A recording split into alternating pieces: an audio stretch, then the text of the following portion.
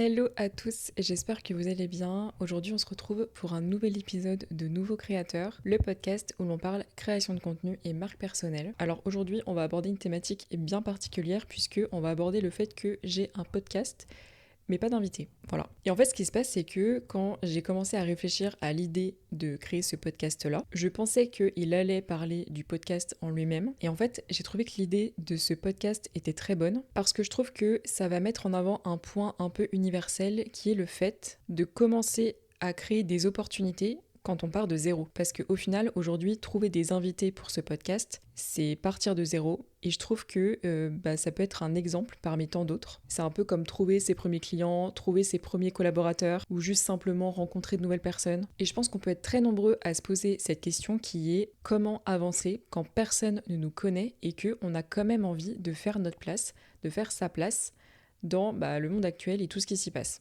Donc comme vous le savez, parce que vous êtes ici, j'ai un podcast qui s'appelle Nouveaux Créateurs. Je suis contente parce que j'ai pris l'habitude de publier, je suis assez régulière dans ma création de contenu pour le podcast, mais il me manque un point essentiel qui est les invités. Et du coup, moi, je me suis noté quelques petites questions auxquelles j'aimerais qu'on réponde dans ce podcast, enfin que je réponde dans ce podcast, parce que je suis toute seule. Première question, du coup, comment trouver des invités quand on débute, quand on est personne, quand on part de zéro? Comment se créer cette opportunité-là? Comment convaincre quelqu'un de donner son temps à un podcast qui est encore inconnu? Parce que mon podcast aujourd'hui, il n'est pas encore hyper connu. Est-ce qu'il faut attendre d'avoir une audience pour le faire? Et dernière question, est-ce qu'il faut être légitime avant de contacter des personnes pour venir sur mon podcast? Voilà, c'est un peu les questions du jour auxquelles je vais répondre dans ce podcast qui, je pense, va être plutôt intéressant. Du coup, j'ai un peu découpé ça en plusieurs parties. Je vais vous partager ma réflexion actuelle, ma stratégie, les peurs que j'ai et mon plan d'action un peu pour les prochaines semaines et voir ce que je compte mettre en place et comment ça va se dérouler. Moi franchement je vous dis, sur les réseaux j'ai vraiment envie d'être hyper moi-même et de tout partager.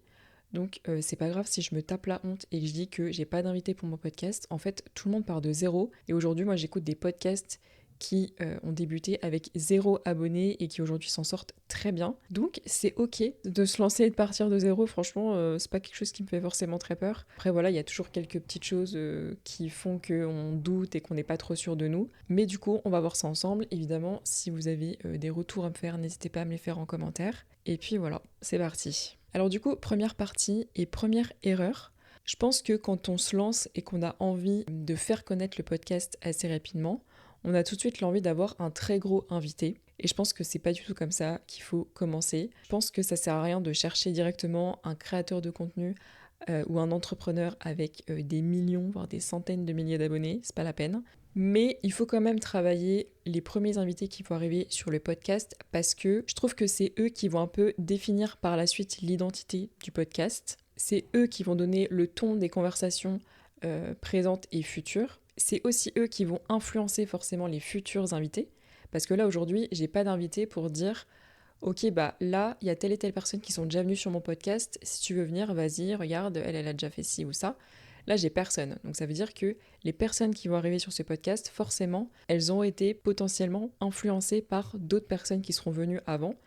Donc c'est pour ça aussi que je trouve qu'il faut bien les choisir. Et donc comme je disais avant, je trouve que les premiers invités, c'est vraiment eux qui vont poser les bases pour la suite du projet. Donc voilà, pour moi, il faut pas forcément prendre les plus gros créateurs et tout de suite se perdre et tout de suite chercher à tout prix les plus grands, mais se concentrer sur ceux qui seront OK d'avoir cette place de premier, de poser les bases avec moi sur les podcasts qui arriveront par la suite. Autre chose que j'ai noté, quand on arrive à un certain nombre d'invités sur le podcast, on va surtout regarder les épisodes parce qu'on va apprécier la personne qui va venir en tant qu'invité. Mais pour les premiers, je trouve qu'on s'en souvient plus parce que c'est vraiment eux qui vont être là pour les débuts du projet, donc là pour les débuts du projet Nouveau Créateur, que en plus moi j'ai forcément envie de mettre en avant à fond. Mais je trouve que c'est intéressant de se dire que les premiers invités, ils vont un peu raconter l'histoire du projet. Et surtout, il faut garder en tête que ces personnes-là qui vont venir sur le podcast, ce seront les premières personnes qui auront accepté de mettre mon idée en avant et je trouve ça trop cool. Du coup, on va passer au point 2 et le point 2 c'est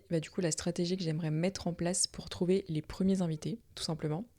Sachant que ce que j'aimerais, ce serait du coup commencer par des personnes accessibles, donc des personnes qui pour moi auront une petite communauté ou qui sont dans leur début de créateurs de contenu et qui du coup auront cet angle-là plutôt que de prendre des créateurs qui sont là depuis, je sais pas, 10-15 ans, qui auront du coup forcément une communauté beaucoup plus grande et qui du coup seront plus compliqué à avoir sur le podcast. Donc voilà, commencer par des personnes accessibles. Déjà parce que j'aurai certainement plus de chances d'obtenir une réponse. Peut-être aussi plus de chances d'avoir une réponse et un échange authentique. Parce que je me dis que les très gros créateurs, parfois, ils ont des personnes à leur côté pour les aider, des agences pour répondre aux mails, etc. Alors que je me dis, un petit créateur, peut-être que j'aurai plus de chances de pouvoir avoir une conversation avec celui-ci. Et surtout, moins de pression, même si en vrai, je suis pas une très grande stressée et je me mets pas la pression pour le fait de contacter des créateurs. Parce que au pire, j'envoie le mail. Si j'ai une réponse positive, tant mieux. Si j'ai pas de réponse, tant pis. Enfin, je veux dire, la Terre va pas arrêter de tourner, tout va bien. Donc je m'inquiète pas à ce niveau-là. Mais c'est vrai qu'on s'attend peut-être plus à avoir une réponse d'un micro-créateur plutôt que d'un très grand créateur de contenu avec des millions et des millions d'abonnés. Donc en gros, si je résume, je ne cherche pas à contacter en premier des très gros créateurs de contenu. Je cherche plutôt des plus petits créateurs, mais avec des conversations du coup qui seront très concrètes, puisqu'ils seront potentiellement à leur début en termes de création de contenu. Et du coup, je trouve que pour le principe de revenir sur leur parcours au moment de l'enregistrement du podcast, ça pourrait être ultra intéressant parce que ça peut être hyper inspirant d'avoir des personnes en face de moi qui sont du coup créateurs en pleine construction, en pleine évolution dans leur début, ou d'avoir en face de moi des personnes qui ont récemment réussi une transition par exemple entre le salariat et le métier de créateur de contenu, puisque maintenant aujourd'hui ils font ça à temps plein, ou d'avoir justement des profils encore peu médiatisés qui n'auraient pourquoi pas jamais fait de podcast de leur vie, pour qui ce serait une première fois. Voilà, je trouve ça trop bien. Et d'ailleurs, il y a une phrase que j'aime beaucoup et qui dit que parfois les histoires les plus intéressantes ne sont pas toujours des personnes les plus connues, et ça je trouve que c'est vrai. Puisque en général, on connaît toujours les mêmes histoires d'entrepreneurs, de sportifs, de créateurs très connus, de personnes qui ont fait de très grandes choses. Mais en fait, je trouve que tout le monde, à sa petite échelle, a forcément des choses intéressantes à dire, à raconter et à mettre en avant. Donc c'est pour ça que j'ai pas envie de me concentrer sur forcément des gros créateurs, mais garder en tête que tout le monde a quelque chose à raconter, tout le monde a une histoire, tout le monde a eu plein de choses qui se sont passées dans sa vie, et juste me dire que ça je peux le mettre en avant, je trouve ça trop cool. Et c'est d'ailleurs pour ça que j'ai créé ce podcast, juste pour pouvoir rencontrer des personnes qui ont choisi à un moment donné de leur vie de se dire ok, il y a une opportunité, je la prends. Ça s'appelle la création de contenu, et voilà ce que ça m'a apporté, voilà ce que ça m'apporte aujourd'hui dans mon quotidien, voilà les projets, les opportunités que ça m'apporte. Voilà, en gros c'est l'idée du podcast, et c'est pour ça que même des personnes beaucoup moins connues, des personnes qui, je sais pas, sont dans la création de contenu depuis quelques mois, voire quelques années, auront, j'en suis sûre, plein de choses hyper intéressantes à raconter. Je n'oublie pas les petits comme les grands, d'ailleurs, évidemment, ce sera un plaisir d'avoir des très grands créateurs sur le podcast. Mais en tout cas, voilà, j'ai pas du tout envie de m'arrêter sur le nombre d'abonnés. Ensuite, du coup, une fois que j'aurai trouvé ces créateurs de contenu-là, ces petits créateurs de contenu, il faudra du coup les contacter. Et ce que je compte faire dans un premier temps, je vais être honnête, c'est quand même de contacter des créateurs que je suis, moi, au quotidien. Parce que autant je suis des créateurs de contenu qui ont des centaines de milliers d'abonnés, mais autant je sais que sur les réseaux aujourd'hui, je suis aussi beaucoup de créateurs qui ont 20 000, 50 000, 60 000 abonnés et que j'adore suivre au quotidien. Donc justement, ce seront les premières personnes que je contacterai parce que en fait je les suis au quotidien, donc je vois pas l'intérêt juste de les regarder tous les jours et de me dire que je ne pourrais pas les avoir sur mon podcast. Donc ce que je vais éviter évidemment, ça va être d'envoyer un message copier-coller à toutes les personnes que j'aimerais avoir sur mon podcast, parce que du coup si je les suis au quotidien dans leur routine sur les réseaux, ça veut dire que je sais à peu près qui ils sont, ce qu'ils font, ce qu'ils mettent en place. Et donc ça me permettra de faire des messages hyper personnalisés pour les contacter. Donc ça, c'est cool pour le coup. Et du coup, ça me permettra aussi de me différencier par rapport à d'autres personnes qui les auraient peut-être déjà contactés auparavant, mais qui n'avaient pas forcément fait un message personnalisé parce qu'ils ne les connaissaient pas vraiment. Moi, c'est des personnes que je suis semaine après semaine. Je pense que ça, pour le coup, c'est un atout. Et donc, au-delà du fait de les contacter avec un message ultra personnalisé, j'aimerais aussi, à travers le mail que j'enverrai ou le message, leur montrer à quel point la conversation pourrait être hyper enrichissante, et pour eux et pour moi. Et vraiment, pour le coup, ce message ou ce mail que j'aimerais envoyer à ces créateurs, je voudrais qu'il soit vraiment hyper travaillé parce que, en fait, on va pas se mentir, surtout aujourd'hui avec l'intelligence artificielle, etc., on le sent très vite la différence entre une personne qui aura écrit un message hyper sincère et une autre personne qui aura envoyé le même message à 100 autres personnes, genre exactement le même copier-coller, ou qui aura fait un message par l'IA. Je trouve que ça se ressent quand c'est pas honnête, quand c'est pas personnalisé, quand c'est pas vraiment créé pour la personne. L'idée c'est que j'y passe du temps, mais que chaque message soit travaillé en fonction de la personne à qui je l'envoie et vraiment 100% personnalisé. Ça vraiment, ça me tient à cœur. Ensuite, autre point, c'est que moi dans mon quotidien sur les réseaux, je suis paradine en termes d'interaction. Ça veut dire que si je contacte des créateurs que je suis au quotidien, ça veut dire que j'aurais déjà interagi avec leurs publications souvent, enfin régulièrement, plusieurs fois dans la semaine ou dans le mois, parce que je suis pas quelqu'un qui se dit non je like pas, non je laisse pas de commentaires, non machin. Au contraire, je suis plutôt du genre à soutenir moi sur les réseaux, pour le coup. Donc je me dis, si je contacte des petits créateurs, eh bien je suis sûre qu'ils auront déjà vu mes likes ou mes commentaires passer dans leurs interactions. Et forcément, je trouve que ça brise un peu la glace de leur côté de se dire que ok, la personne qui m'invite sur son podcast, elle est pas bête, elle sait ce que je fais au quotidien, elle me suit au quotidien, et en fait, ça fait des mois qu'elle regarde ce que je fais, et elle m'invite pas forcément juste pour avoir un invité en plus, mais elle m'invite parce que elle sait qui je suis, ce que je partage, et elle suit mon évolution depuis des semaines, des mois sur les réseaux. Donc voilà, je pense que ça peut être aussi un point qui pourrait être positif pour moi. Et je pense pour le coup qu'une invitation acceptée, surtout sur ce genre de projet comme un podcast, ça commence souvent bien avant l'envoi d'un simple message ou d'un mail. Et d'ailleurs, pour la petite anecdote, je suis actuellement un podcast que j'écoute régulièrement toutes les semaines.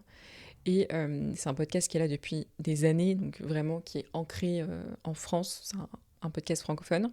Et l'invité, semaine dernière, a dit à la personne qui a le podcast qu'elle avait accepté son invitation parce que plusieurs fois, elle était tombée sur des extraits de ses podcasts sur Instagram et que du coup, elle avait une certaine confiance. Et en fait, j'ai trouvé ça génial. Et d'ailleurs, c'est pour ça que moi aussi, j'aimerais beaucoup plus poster d'extraits sur le compte Instagram Nouveau Créateur, parce que ça permettrait aussi de montrer qui je suis, de montrer ce que je partage et de montrer quel type de créateur j'aimerais aussi avoir sur le podcast. Donc voilà, ça aussi, c'est quelque chose qu'il faut prendre en compte, c'est que si j'arrive aussi à me démarquer sur le compte Insta Nouveau Créateur, ça me permettra aussi de me faire ma petite place et de me faire découvrir aussi par des créateurs de contenu qui pourraient être intéressés pour venir sur le podcast. Donc voilà, je garde cette idée en tête.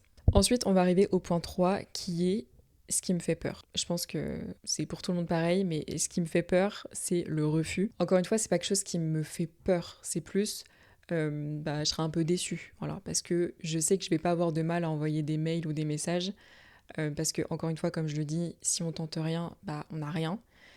Et au pire, si on me dit non, c'est pas gravissime, je vais pas mourir, tout va bien. Donc, ce qui me fait peur, c'est le refus, parce que je trouve que tout de suite, et c'est normal, hein, le cerveau, il va tout de suite un peu chercher le négatif, donc il va se dire, ok, mais si j'ai pas de réponse positive, si personne ne me laisse une réponse positive, qu'est-ce que je vais faire? Si je reçois un refus, est-ce que ce sera pour toute la vie un refus? Alors que non, peut-être que la personne, elle va refuser parce que je sais pas, son emploi du temps est plein, parce qu'elle a déjà prévu un podcast avec une autre personne, parce que là, je sais pas moi, elle a d'autres projets pour le moment et du coup elle se dit non, le podcast pas maintenant. Alors que ça se trouve, si je l'avais contacté 3 mois plus tôt ou si je l'ai contacté 3 mois plus tard, eh bien il y aurait une réponse positive.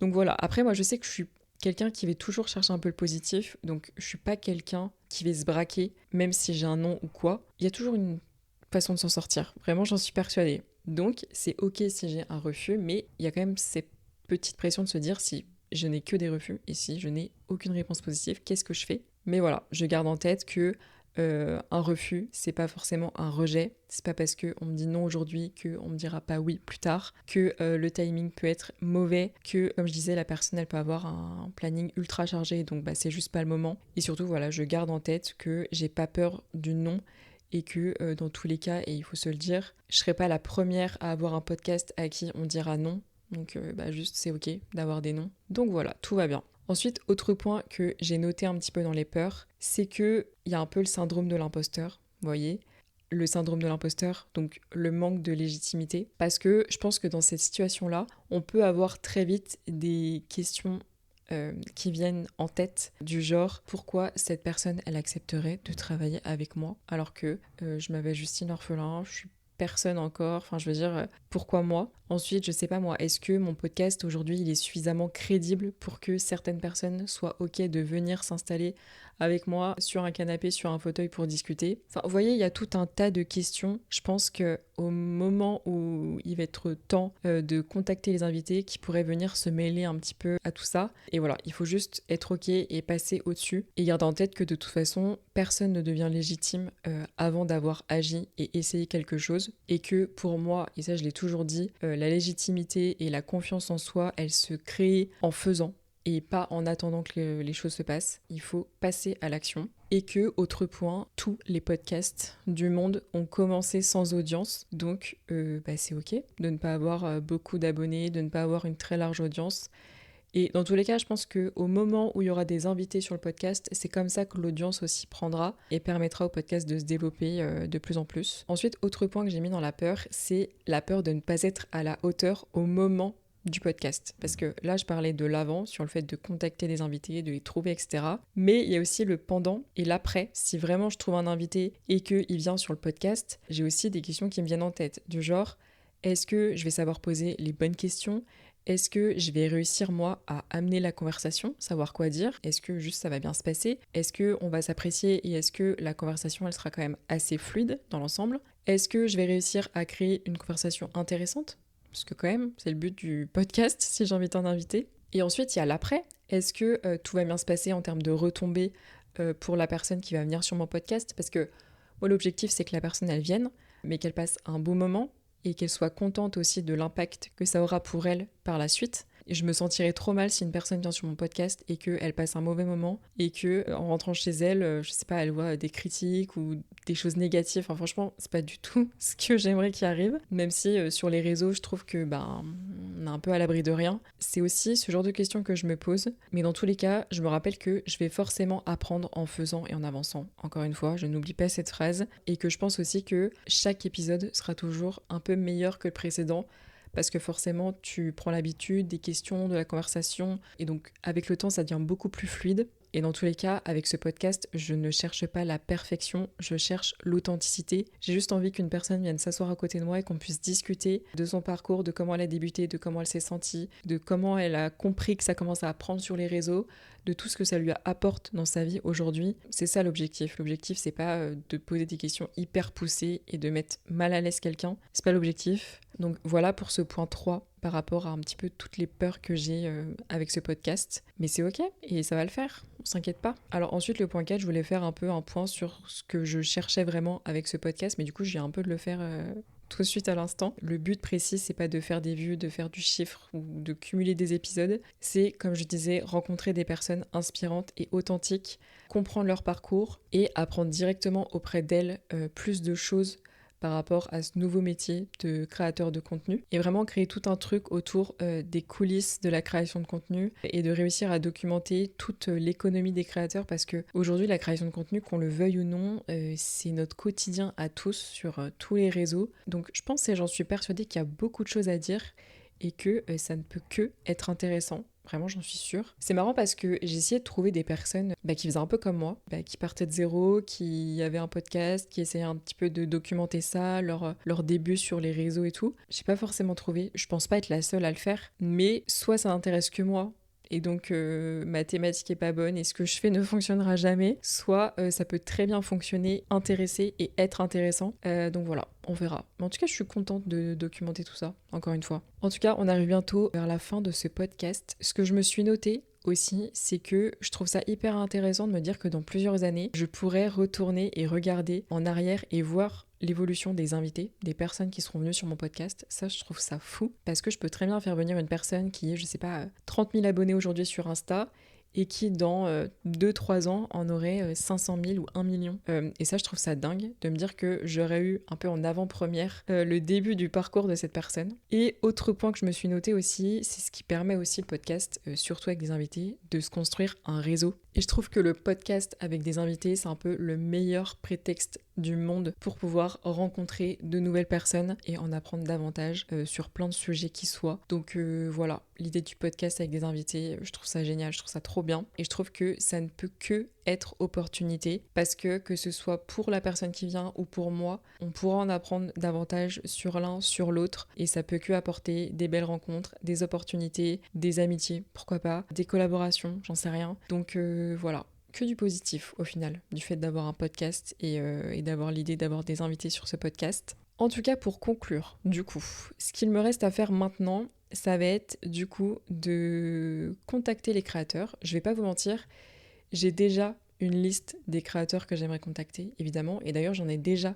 contacté quelques-uns. J'attends réponse pour tout vous dire. Mais voilà, du coup, continuer cette liste, contacter les créateurs, accepter les refus, c'est ok. M'améliorer à chaque échange, travailler ce message et ce mail que j'aimerais envoyer, continuer à poster moi de mon côté des épisodes solo, parce que ça me permet aussi de me faire connaître, de montrer qui je suis et de dire hey, coucou, je suis là, si vous avez envie, vous pouvez venir. Et puis, je garde en tête qu'on n'a pas besoin d'avoir tout compris avant de commencer quelque chose. On n'a pas besoin d'être prêt à 100%. C'est en faisant que les choses viennent avec le temps, ça j'en suis persuadée. Et surtout, je pense qu'on n'a pas besoin d'être légitime aux yeux du monde entier pour pouvoir lancer des projets et faire des choses. À chaque fois que j'ai lancé un projet dans ma vie et que j'ai mis les choses en place et que je suis passée à l'action, il m'est toujours arrivé des choses ultra positives par la suite. Donc voilà, juste ne pas attendre, avancer et les choses viendront avec le temps, ça je ne m'inquiète pas. Et je me dis que peut-être que dans quelques mois, dans quelques années, je repenserai à cet épisode de podcast là que je suis en train de tourner et je me dirai punaise mais j'étais ce jour-là sans invité, je démarrais, je savais pas trop où est-ce que j'allais. Et aujourd'hui, j'ai des créateurs géniaux qui sont venus sur mon podcast et tout se passe bien. En tout cas, je me le souhaite. Mais voilà, pour le moment, tout commence avec de simples messages et mails envoyés à ces créateurs. Surtout une vision claire de ce que j'aimerais que devienne le podcast sur du long terme. Donc, on verra bien ce que ça va donner. En tout cas, je suis très contente de cet épisode. J'espère qu'il vous a plu. N'hésitez pas à me faire vos retours en commentaire. Évidemment, si ça vous a plu et que ce n'est pas encore fait, je vous invite à vous abonner, que ce soit sur YouTube ou sur Spotify. Je vous souhaite une excellente journée ou soirée et on se retrouve la semaine prochaine pour un nouvel épisode de Nouveaux Créateurs.